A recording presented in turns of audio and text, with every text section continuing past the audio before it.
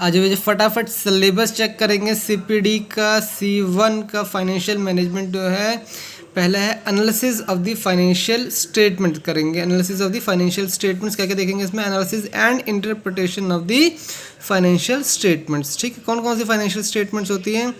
Basically 3 होती हैं। देखो कौन सी होती हैं। एक तो अपनी बैलेंस शीट, सबसे पहले प्रॉफिट एंड लॉस जिसको इनकम स्टेटमेंट भी कहते हैं, और तीसरी क्या होती है, 3 बेसिकली रहती हैं, कैश फ्लो स्टेटमेंट। ठीक है, उसके बाद techniques and the limitation of the financial analysis. Limitations of the financial analysis क्या है वो भी देखेंगे। रेशो एनालिसिस देखेंगे, बहुत सारी रेशोज़ की बात करेंगे हम। फंड फ्लो एनालिसिस करेंगे बेटा, फंड फ्लो करेंगे। और कैश फ्लो एनालिसिस की बात करेंगे। फंड बेसिकली लॉन्ग टर्म के लिए जनरल रहता है और कैश फ्लो शॉर्ट टर्म के लिए रहता है। ठीक है, तो इसी तरह से टर्मिनोलॉजी हमारी क्विक एसेट्स की भी रहती है। एक एसेट्स और लाइबिलिटीज़ की बात होती है, क्विक एसेट्स क्विक लाइबिलिटीज़ की भी बात होती है। तो जहाँ क्विक की बात आती है कैश की बात आती है। ठीक है, और जनरली में एसेट्स और लाइबिलिटी की बात आती है। और एक करंट एसेट करंट लाइबिलिटी की भी बात आएगी, हम आगे देखते हैं। उसके बाद हमारा सेकंड टॉपिक है concepts of the value and return, time preference for money. Present value जो है टाइम वैल्यू कंसिडर करती है। फ्यूचर वैल्यू कैसे निकालेंगे, वैल्यू ऑफ एन्युटी कैसे निकालेंगे, और रेट ऑफ रिटर्न क्या होता है उसकी बातें हम करने वाले हैं। Present value basically future value देखो तो equal to present value 1 + r⁻n होता है, ऐसे निकलता है। और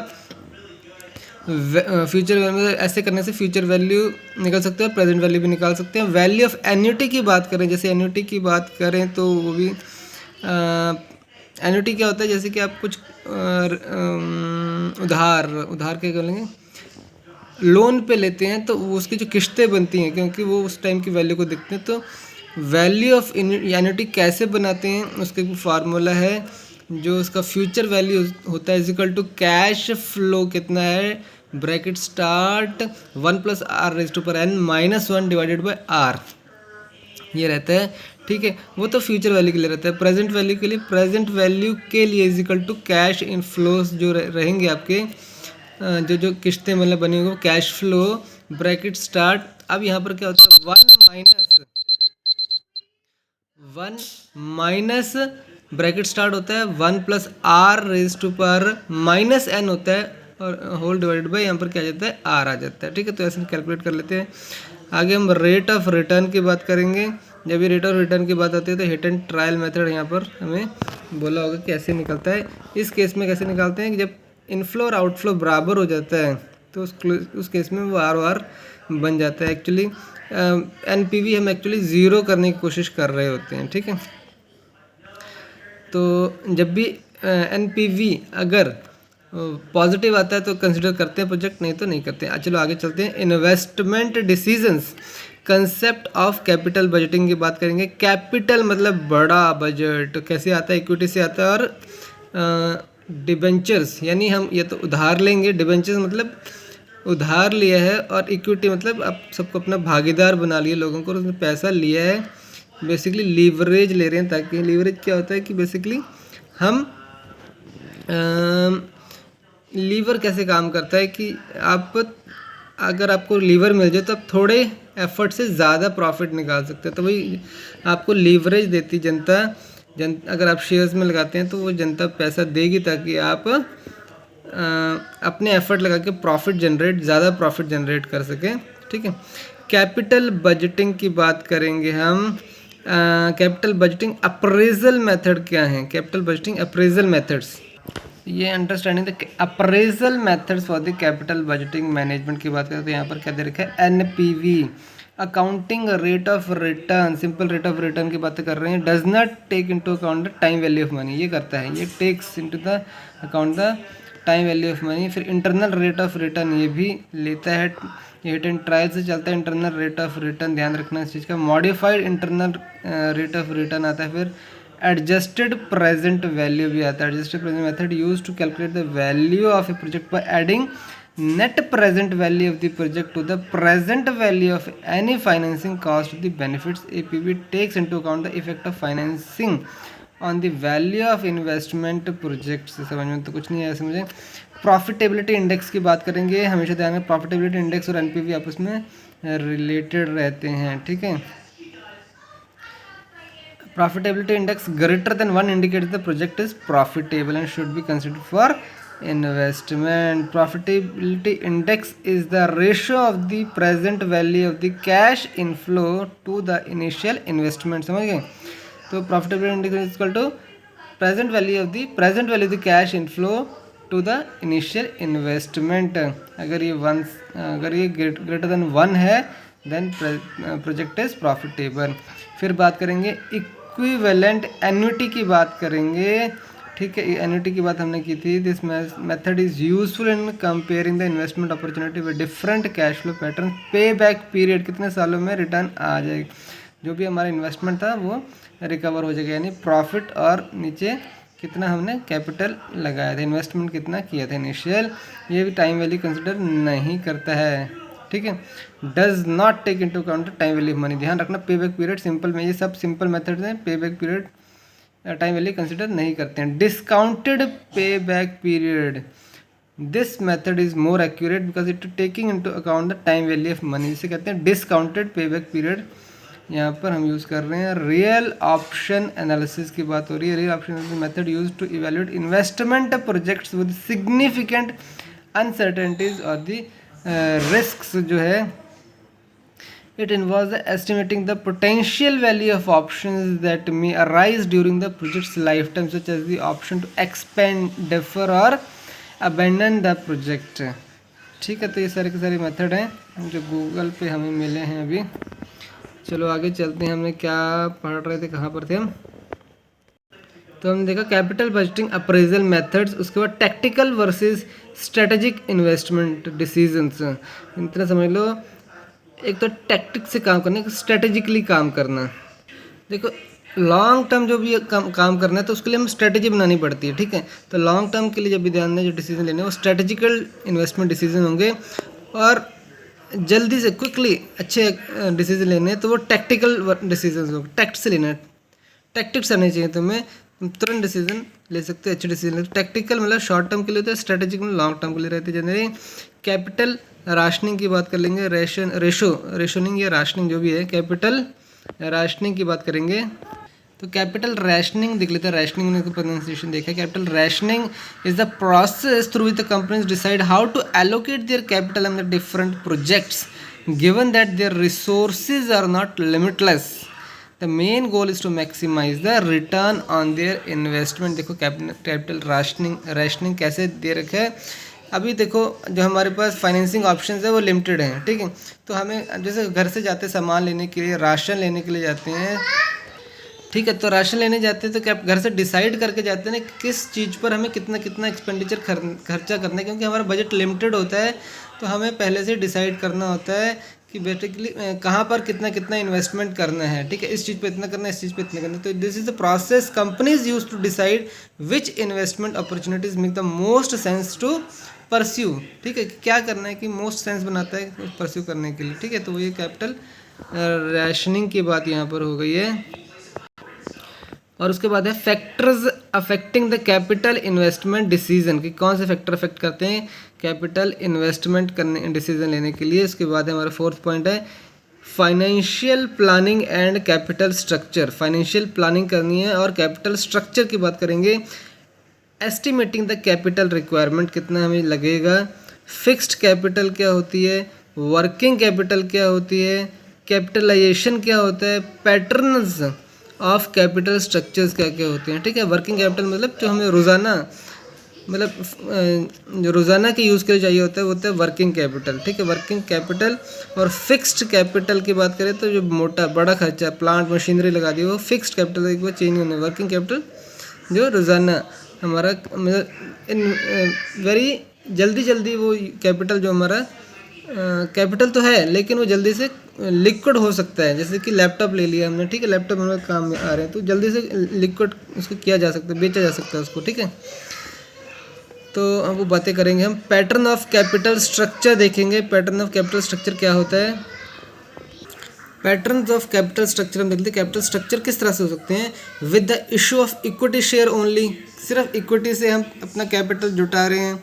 with the issue of both equity share and preference share, equity share और प्रेफरेंस शेयर दोनों देने। Preference share I hope clear है कि क्या होता है, ठीक है। विद द थर्ड क्या होता है, with the issue of equity share and debentures. Debenture मतलब क्या होता है हमारा, जब हम किसी से डेट लेते हैं, उधार लेते हैं, तो उसके ऊपर हम इंटरेस्ट पे कर रहे होते हैं, ठीक है। उधार लेते हैं इंटरेस्ट पे करते हैं। जब हम शेयर मार्केट में उतारते हैं, आईपीओ उतारते हैं, इनिशियल पब्लिक, आईपीओ क्या होता है, इनिशियल पब्लिक ऑफरिंग्स। तो जो हमारे शेयर्स होते हैं, जब हम शेयर्स उतारते हैं, शेयर मतलब कि जनता को कहते हैं कि भैया ये ले लो, इन्वेस्टमेंट कर लो हमारे प्रोजेक्ट में, हम तुम्हें ऑनर बना देंगे। तो उतने उतने पार्ट से ऑनर सब बन जाते हैं। डिबेंचर्स का मतलब हम लोन ले लेते हैं और उसके ऊपर हम उसको इंटरेस्ट पे कर रहे होते हैं।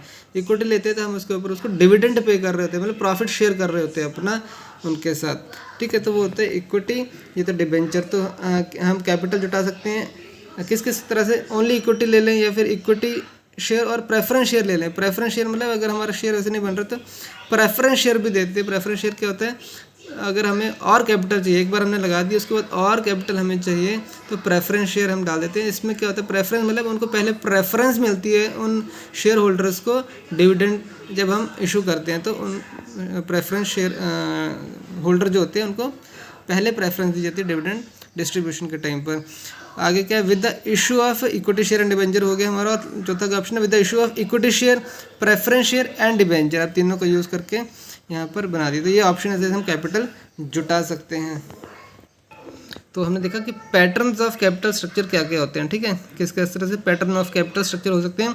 आगे देखते हैं सोर्सेज ऑफ द फाइनेंस क्या हैं। पैसा कहाँ से आएगा मेरे भाई, पैसा आएगा कहाँ से। तो फाइनेंशियल मार्केट्स रहती हैं, देखो बैंक देते हैं, सबसे पहले तो लोन देते हैं, और भी दूसरे इंस्टीट्यूशंस हैं, जैसे कि अपने इंश्योरेंस इंस्टीट्यूशंस हो गए, LICs हो गई, तो बहुत सारे हैं। तो ये सब आपको फाइनेंशियल मार्केट्स लोग वो भी लेते हैं, मतलब नॉन गवर्नमेंट भी हो सकते हैं फाइनेंशियल मार्केट्स। बैंकिंग तो एक फाइनेंशियल मार्केट है ही है। आगे देखते हैं सिक्योरिटी फाइनेंसिंग क्या होता है। सिक्योरिटी फाइनेंसिंग, डिबेंचर्स पता है, डेट लेते हैं, डिबेंचर्स इशू कर देते हैं। सिक्योरिटी फाइनेंसिंग क्या होता है मालूम है, एक बार देख लेते हैं सिक्योरिटी फाइनेंसिंग भी। तो गूगल पे क्या मिला हमें, security financing is the lending of the securities, stock, bond, asset backed securities by one party to another against cash. There are different types of the security financing transactions including securities loan, purchase agreements and sell buybacks, but the economics of the transactions are similar. ठीक है, basically क्या है, इसकी securities को ही आप finance करके पैसा cash बदले में कैश ले रहे हो, ठीक है। एक दूसरे को सिक्योरिटीज़ ट्रांसफ़र करते हैं और उसके बदले में कैश ले लेते हैं, ठीक है। तो ये सिक्योरिटी फाइनेंसिंग हो गया। डिबेंचर्स की बात हमने कर ली है। लोन फाइनेंसिंग, लोन ले लिए हमने। लोन मतलब एक डिबेंचर्स होता है, वैसे भी लॉन्ग टर्म लोन भी ले सकते हैं, ठीक है। डिबेंचर्स में इंटरेस्ट देना पड़ता है, लोन होता है कि बॉन्ड भी आते हैं। गवर्नमेंट के केस में डिबेंचर्स की बजाय बॉन्ड होता है। यहाँ पर हम बात कर रहे हैं अब लोन फाइनेंसिंग। लोन फाइनेंसिंग एक बार देख लेते हैं। Loan financing, loan financing is nothing means money borrowed from a bank, financial institutions, hedge fund, pension fund और इंश्योरेंस कंपनी और any other entity having its principal business is the lending of the money, ठीक है। जिसका principal काम ही है कि उसको पैसा उधार पे देना है, ठीक है। तो वो बन गया हमारा लोन फाइनेंसिंग। उसके बाद ब्रिज फाइनेंस। ब्रिज फाइनेंस क्या होता है कि जब हम पैसा कहीं पर लगाना चाहते हैं, हमें थोड़े टाइम के लिए, हम जल्दी से प्रोजेक्ट शुरू करना चाहते हैं लेकिन पैसा उस समय नहीं है, लेकिन फ्यूचर में आने वाला, नियर फ्यूचर में आने वाला, जैसे कि IPO बाज़ार में उतारने वाले, लेकिन बीच में हमें बहुत ज़्यादा तामझाम होते हैं, गवर्नमेंट के बहुत सारे रूल्स एंड रेगुलेशंस है, तो उसके लिए हम थोड़ा पैसा चाहिए। तो क्या करते हैं, वो पैसा हम कुछ इंस्टीट्यूशन से ले लेते हैं, उस पर्टिकुलर को हाई रेट ऑफ इंटरेस्ट पे मिलता है। ये भी रिस्क रहता है हमारा कि अगर वो सक्सेस नहीं हो तो वो पैसा बहुत ज़्यादा इंटरेस्ट पे हम उठाते हैं वो पैसा, क्योंकि शॉर्ट टर्म के लिए हैवी अमाउंट उठा रहा होता है, तो उसे कहते हैं ब्रिज फाइनेंस, ठीक है। उसके बाद होता है लोन सिंडिकेशन। लोन सिंडिकेशन मतलब कोई लोन आप ले रहे हैं किसी से, आपको मोटा लोन चाहिए, जैसे कि आप एक फैक्ट्री लगाने वाले हैं, लेकिन जिस इंस्टीट्यूशन से ले रहे हैं उसके पास है ही नहीं पैसा इतना, ठीक है। एक बैंक से ले रहे हैं, मान लो कोई बड़ा बैंक ही है, HDFC ले रहा है, उसके पास है ही नहीं, उसके अपने मांगा 1 करोड़, उसके पास 50 लाख हैं। फिर वो दूसरे बैंक से टाई करते वक्त मेरे 25 लाख हैं, तीसरे बैंक से टाई करते वक्त मेरे पास भी 25 लाख है। तो ऐसे 3 बैंक मिलकर अपना अलग जितना जितना अमाउंट दे सकते हैं वो आपस में साठ गांठ करेंगे और आपको पूरा अमाउंट HDFC दे देगा, ठीक है। वापस में उनकी सेटलमेंट होगी, इसे कहते हैं लोन सिंडिकेशन, ठीक है। उसके बाद बुक बिल्डिंग प्रोसेस होता है। बुक बिल्डिंग में जैसे कि IP उतारने से पहले पूरा मार्केट की रिसर्च करती है, उसमें बिड मार्केट में शेयर उतारे जाते हैं, उसकी बिडिंग होती है प्रॉपर। एक बैंक देखता है ये, बैंक में ही कुछ ऑथराइज पर्सन होते हैं वो ऐसे करते हैं कि बुक बिल्डिंग करते हैं कि आपका IPO का टेंटेटिव जो ऑफरिंग प्राइस होना चाहिए वो क्या होना चाहिए। तो बिडिंग होती है, लोग इसको देखते हैं, लोग उस पर ऑफ़र करते हैं, ठीक है। तो ये बिग बुक बिल्डिंग प्रोसेस कहलाता है। न्यू फाइनेंशियल इंस्टीट्यूशंस की बात करेंगे। उसके बाद venture capital new financial institution मतलब आज का जैसे कि आ गया एंजल, सुना होगा एंजल फाइनेंशियल इंस्टीट्यूशन, जो कि बेसिकली क्या है, जो नए नए बिजनेस में आते हैं, न्यू बिजनेस करना चाहते हैं, उनको वो सपोर्ट भी देते हैं और उनको इन्वेस्टमेंट भी करवाते हैं उनसे, ठीक है।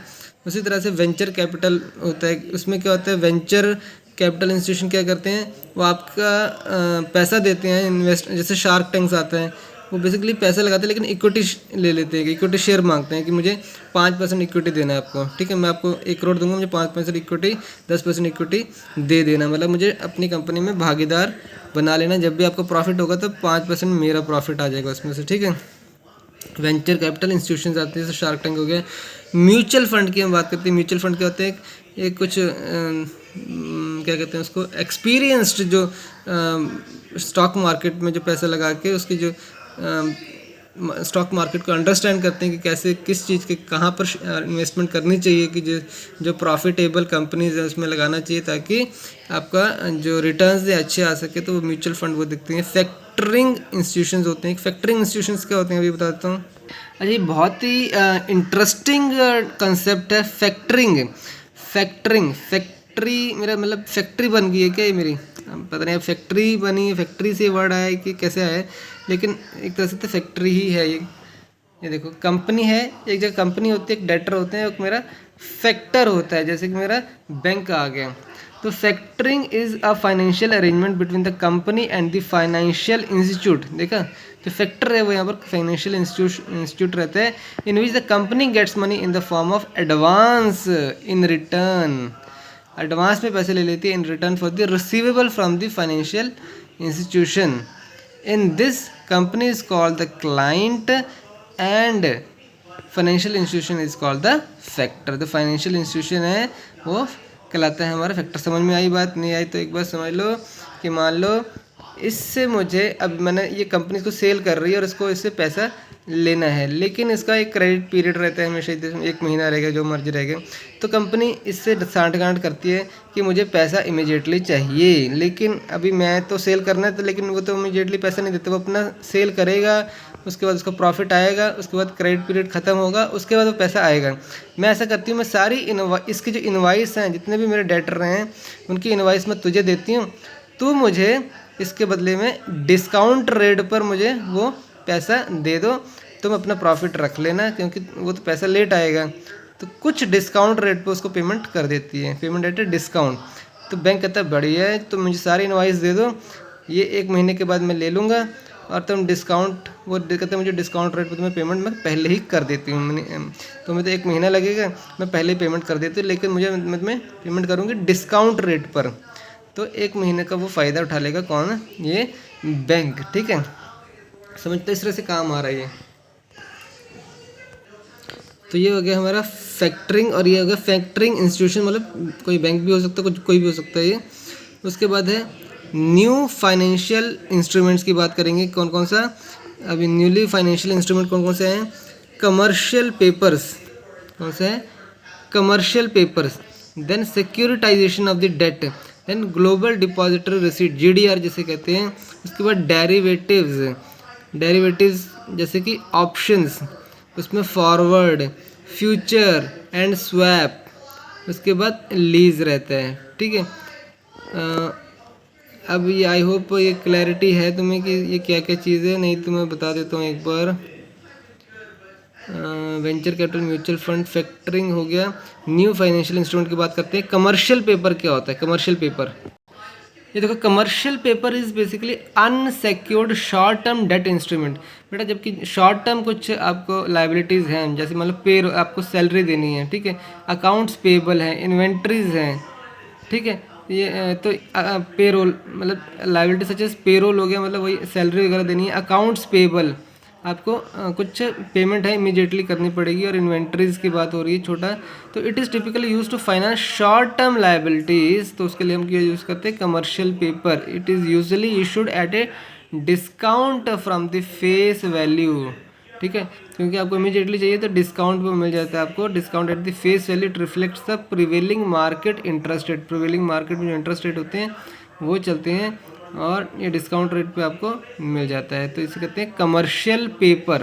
ये अनसेक्योर्ड होती है, unsecured short term debt instrument है, issued by the corporations, issued by corporations. Unsecured short term debt instrument है, इशूड बाय द कॉरपोरेशंस, ठीक है, समझ गए। दूसरा है securitization of the debt. Debt securitization क्या होता है? It is the process of packaging the debts from a number of sources. मतलब डेट को आप सिक्योर कर रहे हो, आपने कर्जा दे रखा है, आपने उधार दे रखा है, किसके अगेंस्ट? घर दे रखा है, मतलब होम मॉर्टेज लोन दे रखा है, ठीक है, बैंक ने दे रखा है, मान लो बहुत सारे लोगों को दे रखा है, होम मॉर्टेज लोन दे रखा है, मतलब घर के अगेंस्ट गिरवी रखा है, घर गिरवी रखा है, उनको लोन दे रखे है, ठीक है, उससे इंटरेस्ट तो ले रहे हैं, लेकिन वो कह रहे हैं हमारे पास ये डेट को हमने जो हमने सिक्योर डेट है हमारे पास, तो ये कर्जा हमने दे रखे है, सिक्योर है, हमारे पास घर तो गिरवी है ना, हम इसको भी कुछ करते हैं। तो वो क्या करते हैं? बेसिकली ऐसा बंदा ढूंढते हैं जिसको ये जो हमारे सिक्योरिटी है, जो डेट जो कर्जे वाले घर हैं, वो उनको बेसिकली मार्केटेबल सिक्योरिटी बना दें, ठीक है। तो this home mortgage loans that are sold by the banks that granted them the buyer is typically trust that converts the loan into a marketable security में कन्वर्ट कर देते हैं, ठीक है, मुझे ऐसा लगता है, ठीक है। तो ये हो गया हमारा सिक्योरिटाइजेशन द डेट। आगे है ग्लोबल, अरे